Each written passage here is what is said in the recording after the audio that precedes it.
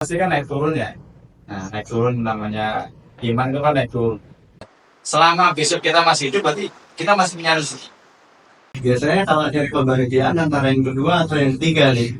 Jangan lewatkan sehari pun tanpa baca Al-Quran plus artinya. Kalau masih ada waktu, masih ada ruang untuk kembali kepada Allah SWT.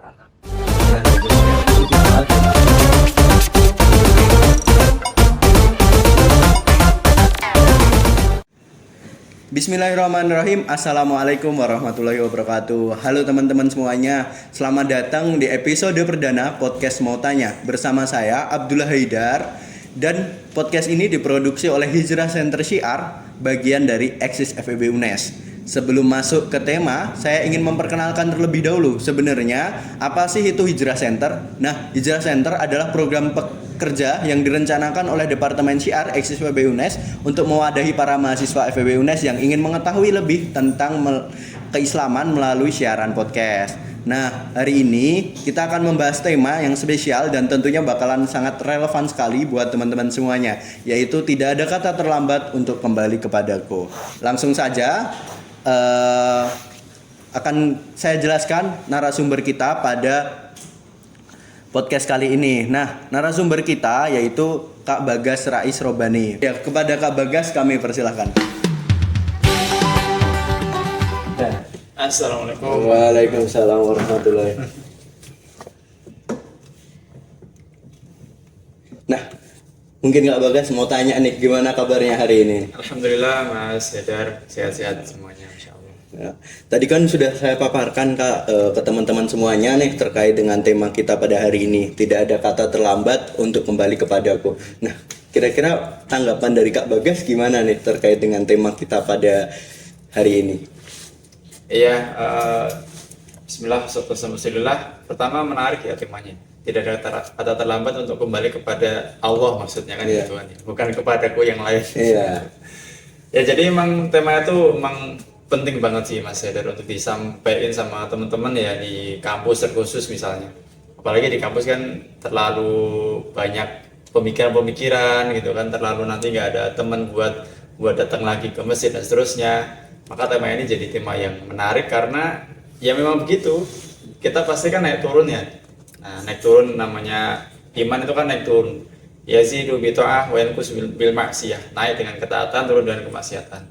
Nah, tema ini juga bagus karena di situ ngasih tahu harapan. Ya, orang yang apa namanya bisa lebih bahagia itu orang yang punya harapan. Jadi memang tema ini menurut saya bagus banget lah biar teman-teman tahu kalau masih ada waktu, masih ada ruang untuk kembali kepada Allah Subhanahu wa taala. Nah, ada temanya positif banget ya ini. Ya, tema-tema mahasiswa banget. Iya. Luar biasa Kak, tema ini memang sangat penting ya untuk kita refleksikan bersama bahwasanya tidak ada kata terlambat untuk kita kembali kepada Allah gitu. Nah, teman-teman semuanya, Allah juga berfirman nih dalam hadis qudsi, wahai anak Adam, selama engkau memohon kepadaku dan berharap kepadaku, aku akan mengampuni dosa-dosamu tanpa peduli sebesar apapun dosa itu. Hadis ini mengingatkan kita bahwa tidak ada kata terlambat untuk berubah. Tidak ada dosa yang terlalu besar untuk diampuni asal kita mau berubah dan mendekatkan diri kepada Allah. Nah, sebelum kita memasuki ke sesi selanjutnya Kak Bagas, nih ada isu-isu yang sedang hangat nih di kalangan Gen Z. Nah, misalnya Kak, banyak teman-teman di kampus nih yang merasa stres atau punya masalah mental health biasanya ya. Nah, ada juga yang merasa malas untuk beribadah. Apa pandangan Kak Bagas nih mengenai hal ini gitu? Ya, yang pertama saya bukan Gen Z, jadi kayaknya nggak terlalu tahu, makanya masih ngasih tahu kayak gitu. Ternyata sekarang masih ramai soal mental health. Yang kedua terkait tadi ya permasalahan mental health itu emang udah ada hadisnya kan, semakin tambah zaman semakin kacau lah. Dan sekarang kacaunya di mental health. Kalau ngomongin soal mental health itu kan pasti nggak akan jauh-jauh ya dari kebahagiaan sebenarnya. Nah, kebahagiaan itu ya ada 3 hal sebenarnya Mas Haidar ya terkait kita seorang itu bisa bahagia. Yang pertama kebahagiaan soal dunia, ya dia mencarinya lewat agama. Kemudian kebahagiaan itu juga sebabnya dari amaliyah, dia misalnya ngopi, ya terus habis itu jogging, hangout gitu kan sama temen, dia bisa bahagia. Terus yang ketiga kebahagiaan itu juga bisa terlahir karena faktor tabiat. Faktor tabiat, misalnya di keluarganya disupport, nah, dia jadi bisa bahagia. Tapi di antara tiga itu disebutin sama ulama, yang paling bisa tahan lama itu faktor dunia. Jadi kebahagiaan tabiat, kebahagiaan amaliyah itu kalau udah makan enak ya udah, habis itu bahagia sampai kos-kosan pusing lagi kan gitu. Nggak tahan lama ya? Iya, mental health-nya kena lagi. Tapi yang paling tahan lama adalah soal dunia. Jadi kalaupun teman-teman mahasiswa nih misalnya lagi rusak mental health-nya, nggak apa-apa, jogging pagi, kemudian lihat tanaman, kan ada risetnya. Orang yang lihat tanaman tuh bikin fresh hormonnya. Terus habis itu misalnya berenang lah atau apalah gitu, traveling yang halal, itu nggak apa-apa. Tapi ingat juga buat faktor dunianya, karena itu yang bikin paling tahan lama. Sebagaimana Allah berfirman, "Walladzi anzala sakinata fi qulubil mu'minin." Ketenangan itu murni pemberian dari Allah. Jadi ketenangan di kopi itu ya paling ya 2 jam. Habis pulang, kopinya habis, ikutan sedih lagi dan seterusnya. Gitu Mas Eko. Berarti sebenarnya kita mencari kebahagiaan itu banyak caranya ya Mas? Banyak caranya. Tadi ada 3. Yang pertama itu tadi diniyah, terus yang kedua amaliyah, sama yang satunya tadi apa? Tabiiyah ya. Tapi kemudian kebahagiaan yang sejati atau yang bertahan lama kemudian itu kebahagiaan diniyah. Betul. Nah ini mungkin teman-teman yang perlu diingat buat teman-teman semuanya. Kadang kita lupa nih nyari kebahagiaan yang pertama tadi malahan. Biasanya kalau nyari kebahagiaan antara yang kedua atau yang ketiga nih gitu.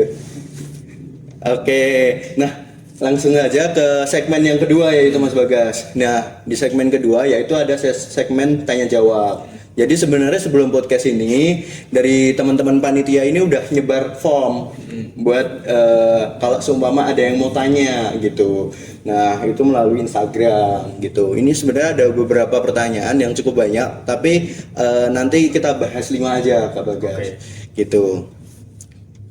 Nah langsung aja ke pertanyaan yang pertama, yaitu yang pertama itu dari Ed Sumiati. Nah, setelah memulai tantangan berikutnya adalah pertahanan konsisten. Banyak yang merasa semangat di awal, tapi lama-lama mulai kendur. Kak Bagas, bagaimana cara menjaga konsistensi dalam beribadah dan berbuat baik? Istiqomah ini intinya kayaknya Kak Bagas. Ya, Masya Allah, ini pertanyaannya berat banget ya. Iya. Baru awal tapi udah berat. Karena istiqomah kan yang paling susah ya. Istiqomah itu paling susah. Tapi insya Allah kita bareng-bareng belajar ya Mas Hedar ya. Supaya kita bisa lebih istiqomah dan bisa lebih konsisten dalam kebaikan kan gitu. Kalau di banyaknya nasihat para ulama, ya, kan banyak banget tuh. Yang pertama ya kita terus-menerus berdoa kepada Allah Subhanahu Wa Taala. Iya karena butuh wa ikan nasta'in. Kita hanya berdoa dan meminta kepada Allah Subhanahu Wa Taala. Beribadah sama Allah itu yang paling pertama. Karena kadang nomor 1 aja juga udah dilupain gitu, doanya paling ya supaya nilai saya bagus, supaya dapat teman bagus, tapi lupa juga buat doanya supaya ya Allah berikanlah ketenangan kepada hati saya, biarkan saya istiqomah dalam kebaikan, itu penting. Dan yang kedua, tentunya terus-menerus berinteraksi sama Al-Quran dan hadis. Berinteraksi di sini bukan cuma baca, tapi berusaha untuk tahu artinya. Nah, itu bikin kita lebih konsisten. Kenapa kita nggak konsisten buat kebaikan? Karena kita nggak tahu manfaat berbuat baik. Kadang gitu. jadi kalau kita misalnya berbaik sama temen, terus habis itu berbuat baik sama orang tua misalnya, kadang kita nggak tahu manfaatnya itu apa sih. Misalnya manfaatnya surga, misalnya dapat surga. Surga itu kayak gimana sih? Kan banyak kita nggak tahu surga itu kayak gimana. Nah itu bisa ketemu ketika kita mendalami Al-Quran dan hadis dan juga nasihat-nasihat dari para ulama, biar kita ngerti surga itu apa. Contoh surga itu misalnya Allah Ta'ala berfirman, kulu washrobu hani'an bima kuntum ta'malun, makan dan minumlah kalian dengan rasa lezat. Di antara maksudnya di surga itu kalau kita makan nambah itu semakin enak. Contoh sederhana gini deh, teman-teman mahasiswa misalnya makan Indomie, satu enak, pengennya nambah kan, pas nambah jadi nggak enak, kayak kurang gitu. Nah di surga itu pas nambah tambah enak lagi. Jadi misalnya Indomie 1 enak, Indomie 2 tambah enak, Indomie 3 tambah enak, Indomie 4 tambah enak, nggak bisa dibayangin kan. Nah kalau kita nggak tahu itu, kita nggak akan konsisten buat berbuat baik. Maksudnya di surga sebegitunya. Contohnya di surga misalnya anharum min labanin lam yataghayyar ta'muh. Di surga itu ada sungai yang dari susu. Bayangin, sungai dari susu yang bisa kita minum langsung. Di sini aja nggak ada, di Indonesia, di dunia aja kayaknya nggak ada sungai susu diminum gitu. Orang kita ke kampung ada sungai bersih aja udah update kemana-mana gitu kan. Apalagi di surga kayak gitu. Denjem gitu ya. Makanya denjem ya kan. Nah itu contoh mas, gimana supaya kita bisa istiqomah ya jawabannya kita perlu ilmu. Kita biar tahu tuh kita surga itu apa aja sih isinya. Dan yang ketiga di antara kenikmatan di surga ya ala sururim mutaqabilin. Orang-orang di surga itu mereka duduk di dipan-dipannya terus ngobrolnya kayak gini, tatap-tatapan. Kan kadang mungkin teman-teman mental ya tambah rusak karena pas ngobrol temennya nggak natap. Iya. Main HP lah, apalah ngobrol nggak pernah didengerin lah. Di surga nggak ada orang kayak gitu. Di surga nggak ada orang yang ngobrol terus main HP itu nggak ada. Nah itu kenikmatan itu kalau kita ingat terus, insya Allah kita istiqomah. Dan yang ketiga, cara untuk lebih istiqomah lagi terus khusus di dunia kampus, cari teman yang baik. Wah itu udah A1. Karena kata para ulama, pertemanan itu nggak cuma sekedar perkataan dan perbuatan yang akan mempengaruhi. Bal nazuri ilaihi. Bahkan cuma sekedar melihat aja itu berpengaruh mas ya. Lihat teman yang nilainya bagus itu berpengaruh, cuma lihat doang. Belum berteman, belum ngobrol, belum main bareng. Jadi itu 3 hal yang mungkin insya Allah bisa bikin kita lebih konsisten. Nah itu tadi sebenarnya ada beberapa hal yang bisa bikin kita konsisten nih, terutama buat di kuliah. Tadi mungkin sudah cukup menjawab ya untuk Kak Sumiati. Nah lanjut ke pertanyaan yang kedua, yaitu dari Ed Samalah Haja. Terakhir, ada saat-saat ketika kita mendapat ujian berat, lalu muncul prasangka buruk kepada Allah, seperti merasa Allah itu nggak adil gitu. Hal ini tentu berbahaya bagi keimanan. Nah, menurut Kak Bagas, bagaimana cara menghilangkan prasangka seperti itu dan meyakini bahwa Allah selalu memiliki rencana yang baik untuk kita? Insyaallah. Ini pertanyaan mahasiswa ini. Ini pertanyaan mahasiswa ini. Rapi banget ya kayaknya pertanyaan. Ya, Bismillah, Alhamdulillah. Ada satu kisah mas dari yang pernah saya temui di kitab Aina Nahnu min Akhlaqis Salaf, di manakah kita di antara para orang-orang salaf terdahulu. Maksudnya sikapnya itu terlalu jauh sama mereka gitu kan. Nah ada satu kisah disebutkan di situ, ketika ada seseorang yang bertanya sama orang soleh, wah saya hidupnya tiap hari kayaknya nggak ada yang seneng, kalau bahasa orang Jawa terus gitu kan, nggak nyaman, pokoknya hidup saya tuh kayaknya sempit gitu. Kemudian kata si orang soleh itu, bahasa kita mungkin, mas kalau matanya diambil mau nggak mau lah gitu. Kalau tangannya diambil nggak mau nggak, tangannya dipotong terus dijual tuh kan dapat berapa ratus juta misalnya, itu bisa buat jalan-jalan tuh mau nggak mau. Kakinya diambil satu mau nggak mau lah. Terus kata orang soleh itu, lah kamu ngapain kok bilang sedih terus gitu, sedangkan kamu tuh badannya aja sempurna gitu. Artinya kadang itu kita sudut pandangnya tuh kurang bagus gitu. Makanya ngerasa tadi kalau ada sesuatu yang nggak nyaman, kayak kok aku kayaknya paling parah ya di antara teman-temanku. Tadi jawabannya, mau nggak tangannya dipotong terus dijual? Kalau nggak mau berarti kita masih banyak yang bisa disyukuri. Nah, gitu. Terus yang kedua, ketika ada kondisi-kondisi seperti itu, di buku How to Stop Worrying and Start Living karya Dale Carnegie itu disebutin, supaya kita bisa lepas dari ketakutan, kecemasan, ya mental-mental yang negatif itu, kita perlu menerima dulu. Kayak ya udahlah, emang aku sekarang harus di kampus ini. Ya udahlah, tadinya aku pengen di kampus sana tapi dapetnya di sini. Diterima dulu aja. Nah, setelah ada penerimaan itu akan ngefek ke aktivitas kesehariannya. Nah, insya Allah dengan seperti itu jadi lebih menerima bahwa takdir Allah itu yang paling baik. Dan yang ketiga, Allah Ta'ala berfirman di Quran surat At-Taghabun ya. Ma asabai musibatin biidnillah wa may yu'min billahi yahdi qalbah. Setiap musibah itu pasti sudah dengan takdir Allah, atas izin Allah. Wa may yu'min billahi yahdi qalbah. Siapa yang nerima, hatinya tenang, terus habis itu tetap cari solusi, maka Allah akan ganti dengan sesuatu yang lebih berharga, yaitu hidayah. Kata ulama kan, hidayah kan nggak bisa dibeli. Kalau bisa dibeli, kita akan beli berkeranjang-keranjang, kita bagikan. Tapi itu nggak bisa. Dan itu bisa kita dapetin kalau kita lebih menerima sama takdir-takdir yang seakan-akan jelek. Berarti intinya sebenarnya menerima itu bersyukur terlebih dahulu. Iya. Ternyata kadang tuh sudut pandang kita terlalu sempit ya Mas. Betul. Masih banyak ternyata nikmat yang melekat pada diri kita dibanding kemudian hal-hal yang mungkin kita anggap sebagai musibah gitu ya. Tuh ya tadi contohnya, mau nggak tangannya dipotong satu, kalau nggak mau ya berarti disyukuri itu tiap hari gitu. Oke, lanjut mungkin ya ke pertanyaan yang ketiga, yaitu ini cukup panjang nih, Oke. tapi ini sama panitia agak dipotong nih. Dari @anonim, kurang tahu nih. Assalamualaikum Kak Bagas, saya ingin bertanya bagaimana cara menghadapi situasi ketika seorang ayah tidak menjalankan tanggung jawabnya sebagai kepala keluarga, bahkan melakukan hal-hal yang tidak sesuai dengan ajaran agama. Saya merasa kecewa, sakit hati, dan bingung harus bersikap seperti apa, terutama karena ibu saya selalu meminta untuk mengalah. Apakah saya menjadi anak yang durhaka jika merasa ingin menjaga jarak atau pergi demi kesehatan mental saya? Bagaimana cara saya tetap berbakti terhadap orang tua tetapi juga menjaga diri dari perasaan kecewa yang mendalam? Ini sebenarnya tadi itu saya lihat di daftar pertanyaannya sekitar 5 paragraf. Cukup mendalam ini dari @anonim. Oke, insyaallah ya hujan kayaknya. Iya, hujan ya. Bismillah, Alhamdulillah. Ini agak deep ya Iya, pertanyaannya. mendalam ini. Sampai namanya aja nggak dikasih tahu. Iya. Oh, soal keluarga itu emang paling deep Mas Sedar.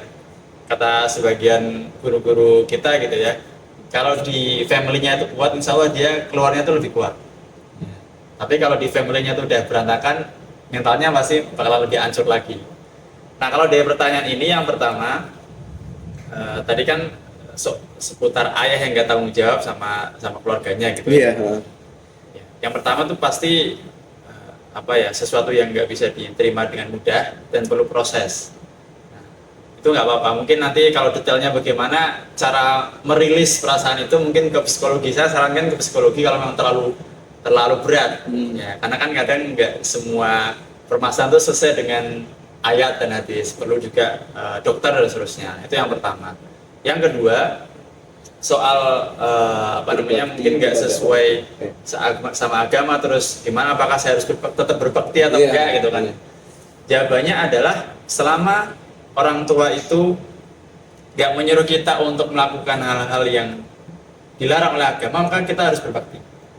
Sebagaimana di Quran surat Luqman itu kan di beberapa nasihat Luqman kepada anaknya disebutkan bahwasanya jangan kalian berbuat syirik. Kalau misalnya orang tua itu nyuruh kita untuk berbuat syirik, tapi juga kita terus-menerus untuk berbuat baik sama mereka selama di dunia. Jadi tetap berbuat baik. Nah, berbuat baiknya itu seperti apa kan gitu ya. Masa ngalah terus tapi perasaan saya gimana nih? Nah, itu pentingnya untuk pelan-pelan lah kalau menurut saya sih Mas Eder ya, pelan-pelan untuk menerima kondisi dulu, terus habis itu mungkin pelan-pelan untuk bisa berdamai sama perasaan itu dulu, dan juga mungkin nanti lama-kelamaan ada di fase dimana kalau kita udah ikhlas karena Allah, ya udah, memang Allah perintahkan saya untuk berbakti, ya udah, terkait nanti orang tua saya bagaimana selama nggak menyakiti jiwa saya, maksudnya nggak bunuh apa-apa gitu ya, selama nggak bikin saya keluar dari agama Islam, maka kita terus-menerus berbuat baik. Bahkan ada satu cerita Mas Sedar supaya bisa lebih paham gitu ya. Ada juga hal-hal seperti ini, misalnya ada seorang ayah yang benar-benar nggak ngurusin anaknya. Ini kan kalau di cerita ini kan berarti dia masih serumah, ada kemungkinan kan ya. Iya. Ini ada lagi ayah yang udah nggak ngurusin anaknya. Jadi ayah itu bercerai, terus habis itu punya anak. Terus anaknya ini ikut ayahnya sebentar, tapi selama ikut ayahnya itu selalu dibiayai sama ibunya.